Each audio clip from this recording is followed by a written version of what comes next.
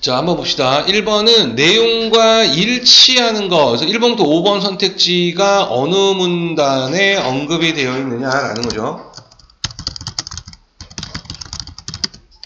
어느 문단에 언급이 되어 있지라는 것은 문단의 중심 내용들을 우리가 잘 판단을 해야 된다. 그래서 중요한 정보들이 어디에 위치하고 있느냐라는 거죠. 그리고 1번부터 5번 선택지에서 핵심어를 파악을 해야 돼요. 그래서 언급된 핵심어들이 위치가 어딘지를 파악을 해야 되니까 힌트를 찾아야 될 거고.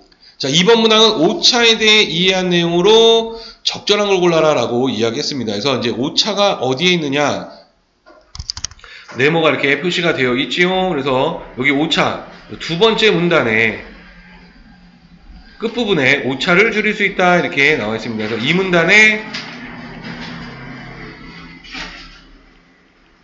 끝에 오차라는 말이 나와 있어요. 그렇죠? 그러니까 일단은 이 문단의 앞부분에서 오차에 대한 설명을 할 가능성이 높아요. 그리고 슬쩍 보니까 IMU, GPS라는 말이 나옵니다. 그렇죠? 그래서 얘네들이 힌트구나. IMU, 그 다음에 GPS, 얘네들이 힌트고 얘네들을 우리가 찾아야 하는구나 라는 거를 알 수가 있다라는 거. 3번 기억에 대해 이해한 내용으로 적절하지 않은 것. 자, 그래서 기억이 기호로 나와 있고, 자, 기호는 지문 안에 밑줄이 그어져 있으니 지금 관련 정보 찾기라는 거죠.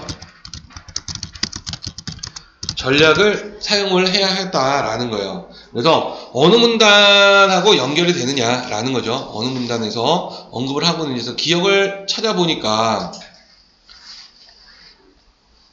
지금 마지막 문단에 그쵸? 위치 지도 기법 이렇게 나와 있습니다. 그래서 얘가 지금 이제 문단을 표시를 한번 해보면 1, 2, 3, 4,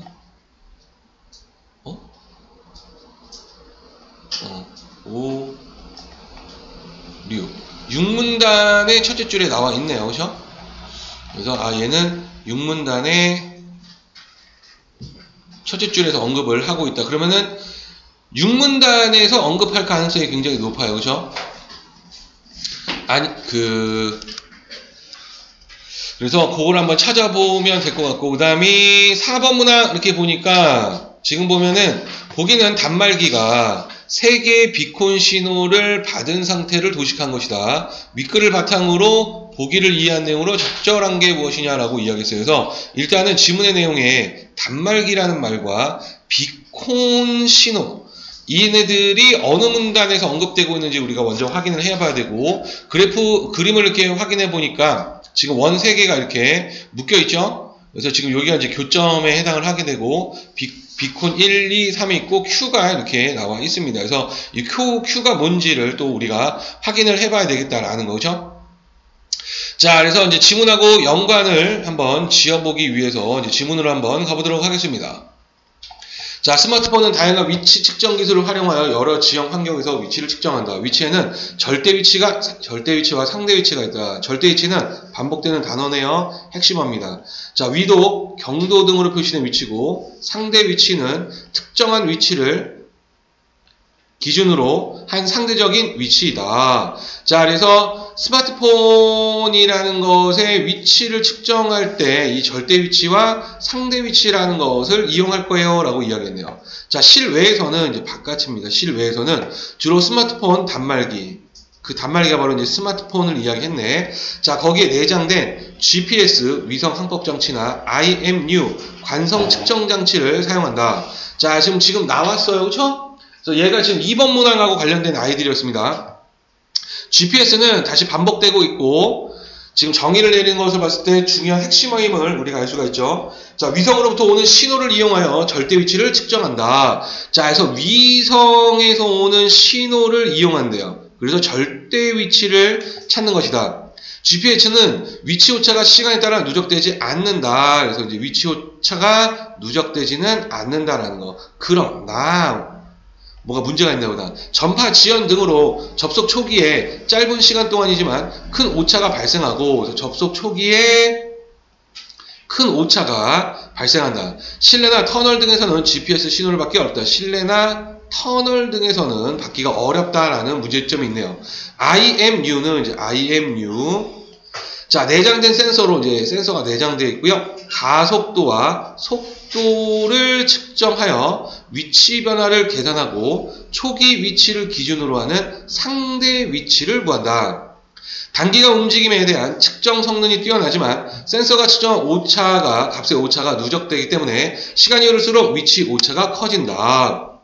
자, 그래서 단기간에는 성능이 뛰어나지만 측정 성능이 뛰어나지만 그 오차가 누적되기 때문에 시간이 지날수록 오차가 커지는 문제점이 있다는 거야. 자, 두 방식을 함께 사용하면 단점을 보완해서 오차를 줄일 수 있다. 자, 그래서 두 번째 문단에서 하고자 하는 얘기는 GPS와 IMU에 대해서 장점과 단점 그리고 함께 사용하면 좋아요 라고 이야기했죠.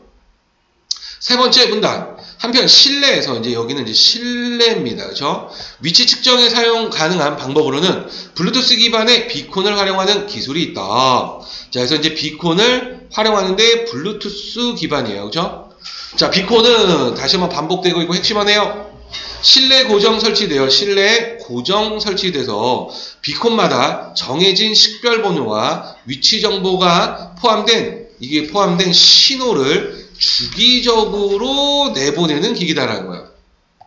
자, 비콘들은 동일한 세기의 신호를 사방으로 보내지만 비콘으로부터 거리가 멀어질수록 벽과 같은 장애물이 많을수록 신호 세기가 약해진다. 그래서 거리가 멀어질수록 장애물이 많을수록 신호의 세기는 약해진다. 자, 단말기가 비콘 신호의 도달거리 내로 진입하면 단말기 안의 수신기가 이 신호를 인식한다. 이 신호를 이용하여 2차원 평면에서의 위치를 측정하는 방법으로는 다음과 같은 것들이 있다. 자, 그래서 지금 보면은 이제 2차원 평면에서 위치를 측정하는 방법을 이제 설명하겠다라는 거죠. 자, 그래서 세 번째 문단에서는 실내에서는 바로 비콘을 활용한다. 자, 그래서 이 비콘은 고정되어 있고, 그 다음에 식별번호와 위치 정보가 포함된 이 신호를 보낸다라는 거. 그리고 거리가 멀거나 장애물이 많으면 세기가 약해진다, 신호가 약해진다라고 이야기했습니다. 자, 네 번째 문단으로 가서 근접성 기법을 설명합니다.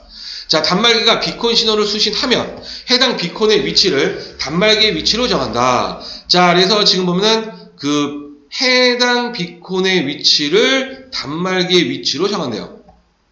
여러 비콘 신호를 수신했을 경우에는 신호가 가장 강한 비콘의 위치를 단말기의 위치로 정한다. 자, 삼변 측량 기법을 이제 설명하네요.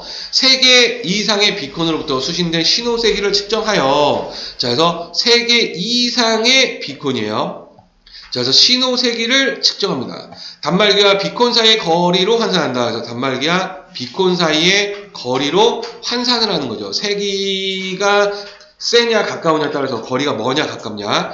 각 비콘을 중심으로 이 거리를 반지름으로 하는 원을 그리고, 그래서 이제 각 비콘을 중심으로 이 거리, 즉 단말기와 비콘 사이의 거리겠죠. 이 거리를 반지름으로 하는 원을 그립니다.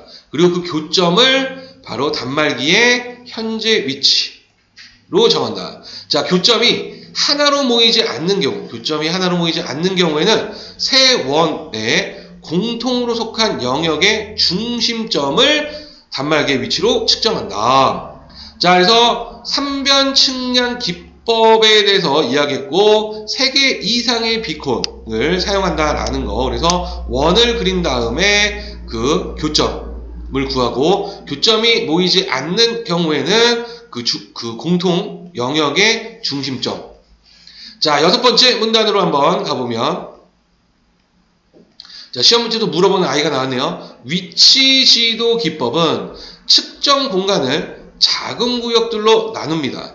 그리고 각 구역마다 기준점을 설정을 하고 주위에 비콘들을 설치한다. 자, 그리고 나서 비콘들이 송신하여 각 기준점에 도달하는 신호 세기를 측정한다. 자, 그래서 비콘들이 송신을 하고 기준점에 도달하는 신호의 세기를 측정한다는 거예요. 자, 이 신호 세기와 비콘의 식별번호, 기준점의 위치 좌표를 서버에 있는 데이터베이스의 위치 지도로 기록을 해놓습니다. 자, 이 작업을 모든 기준점에서 수행한다라는 거. 자, 특정한 위치에 도달한 단말기가 비콘 신호를 수신을 하면 신호 세기를 측정을 합니다. 그리고 비콘의 식별번호와 함께 서버로 전송을 하고, 그러면 서버는 수신된 신호 세기와 가장 가까운 신호 세기를 갖는 기준점을 데이터베이스에 찾아서 그 기준점의 위치를 알려준다, 이렇게 되어 있습니다. 자, 그래서 마지막에서 위치 지도 기법에 대해서 설명을 했고, 자, 얘네들은 지금 보면은 그 신호 세기, 비콘의 식별번호, 기준점 위치 좌표를 서버에 기록을 해놓고, 그래서 단말기가 등장하면 그 서버한테 물어보면 서버가 너 어디야 라고 알려준다 라는 겁니다. 그렇죠? 자, 그래서 크게 어렵지는 않은 그런 내용에 해당한다. 자, 그럼 1번 윗글의 내용과 일치하는 게 무엇이냐 해서 보면 IMU는, 자, 이 IMU 두 번째 문단의 핵심어였습니다. 그렇죠? 이 문단에, 자, 단말기가 초기 위치로부터 얼마나 떨어져 있는지를 계산하여 단말기의 위치를 구한다. 두 번째 문단의 다섯째 줄로 한번 가볼 건데요. 이 문단에 다섯째 줄 보면 IMU는 가속도와 속도를 측정하여 위치 변화를 계산하고 초기 위치를 기준으로 하는 상대 위치를 구한다, 이렇게 했습니다. 그래서 넷째 줄과 다섯째 줄에 걸쳐서 초기 위치로부터 얼마나 떨어진지를 계산한다라는 말을 알 수가 있었다라는 거. 자, 2번 문항 5차에 대한 예로 적절한 게 무엇이냐라고 했을 때 역시 5번은 IMU인데요. 자, 오차가 커지는 것은 가속도와 속도를 측정할 때 생기는 오차가 누적되기 때문이다. 역시 두 번째 문단에서 언급을 했고, 그죠? 두 번째 문단의 여섯째 줄과 일곱째 줄에서 언급을 했다. 그래서 어디였어? 여기에서 지금 보면 오차가 누적되기 때문에 시간이 지날수록 오차가 커진다라는 말이 두 번째 문단에 나와 있었다라는 거. 자, 3번 기억에 대한 예로 적절하지 않은 것은 이렇게 되어 있고, 이제 여섯 번째 문단이 핵심이겠죠. 자, 측정된 신호 세기가 서버에 저장된 것과 가장 가까운 비콘의 위치가 단말기 위치가 된다, 이렇게 씁니다. 그래서 이 비콘의 위치가 단말기의 위치가 된다라고 이야기를 했는데, 여섯 번째 문단으로 가서 6문단의 여섯째 줄과 일곱째 줄로 한번 가봅시다. 자, 6문단으로 가서 여섯째 줄 밑에서 둘째 줄이거든요. 자, 수신된 신호세기와 가장 가까운 신호세기를 갖는 기준점을 찾아서 기준점의 위치를 알려주는 거야. 그래서 기준점의 위치를 알려주는 거지 비콘을 알려주는 것이 아니다라는 거. 그래서 비콘의 위치를 하는 것은 근접성 기법이잖아요. 그렇죠? 자, 그래서 여섯 번째 문단의 여섯째 줄과 일곱째 줄을 통해서 비콘의 위치가 단말기의 위치가 되는 것이 아니라 그 기준점이 된다라는 거. 비콘의 위치는 아까 그 앞에서 우리가 봤듯이 근접성 기법에 해당을 하는 거였다라는 거예요. 3번은 틀린 말이구나. 자, 4번 문항으로 한번 가서요. 자, 적절한 걸 골라라 라고 이야기했습니다. 그렇죠? 자, 그래서 지금 비콘 1, 2, 3에서 이거는 3변 측량 기법이죠. 얘는 이제 다섯 번째 문단이 기준이 될 것이다 라는 것을 알 수가 있겠네요. 그렇죠? 세개 원을 가지고. 자, 그래서 각원의 반지름은 그 신호세기로 환산한 비콘의 단말기 사이 거리다. 자, 장애물이 Q에 위치해 있다. 자, 장애물이 여기에 있습니다. 자, 장애물과 관련지어서 이야기했을 때 그 장애물이 있으면은 신호세기가 약해진다 그랬거든요. 세 번째 문단의 넷째 줄. 자, 얘는 3문단의 넷째 줄을 통해서 이 비콘 3은 신호의 세기가 약해졌을 것이다 라는 거죠. 원래 세기보다. 그렇다면 신호의 세기가 장애물 때문에 약해졌다라면 실제 거리하고는 오차가 생길 거야. 그쵸? 자, 그래서 3번 보면 실제 단말기 위치는 3변 측량 기법으로 측정된 위치에 비해 비콘 3에 더 가까이 있겠군. 그러네요. 세 번째 문단에 아까 넷째 줄이었죠. 그죠? 세 번째 문단에 넷째 줄을 통해서 장애물이 있으면 신호의 세기가 약해진다라고 이야기했고, 거리가 멀면 신호의 세기가 약해진다라고 했어. 그러니까 신호의 세기가 약하니까 거리가 멀다라고 그 판단을 할 수가 있는 거고, 실제보다 거리는 더 가깝게 존재할 것이다라는 거를 세 번째 문단의 넷째 줄을 통해서 알 수가 있었다. 그래서 정답은 4번이다. 이렇게 볼 수가 있겠습니다. 자, 여기까지 혹시 질문이 있으시면?